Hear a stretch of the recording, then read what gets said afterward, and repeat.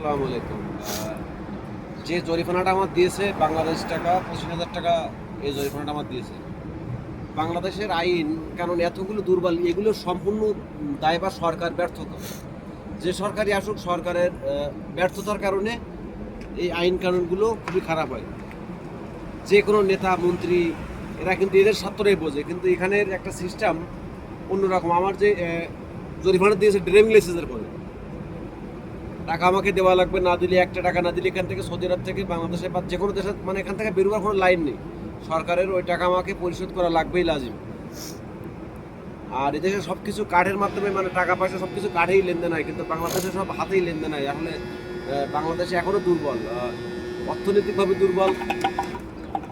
দেশের ডিজিটাল, শুধু দেশটা নামে ডিজিটাল, কাজে কামে কিছুতেই ডিজিটাল না।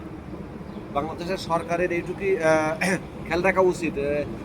প্রাইভেট বলেন, মোটরসাইকেল বলেন, যে কোনো যানবাহনের এগুলো যদি একটু খেয়াল রাখে, এখান থেকে সরকারের কমপক্ষে বছরে কয়েকশো কোটি টাকা ইনকাম হতে পারে।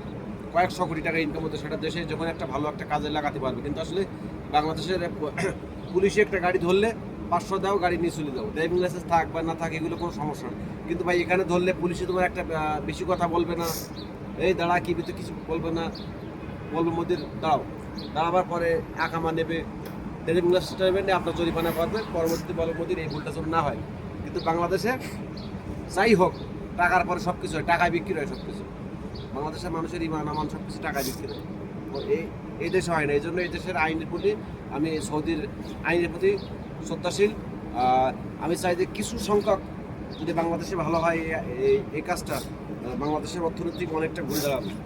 আশা করি ভালো থাকবেন, আমার চ্যানেলটা সাবস্ক্রাইব করবেন, আমার পাশে থাকবেন নতুন নতুন ভিডিও নিয়ে আসার জন্য।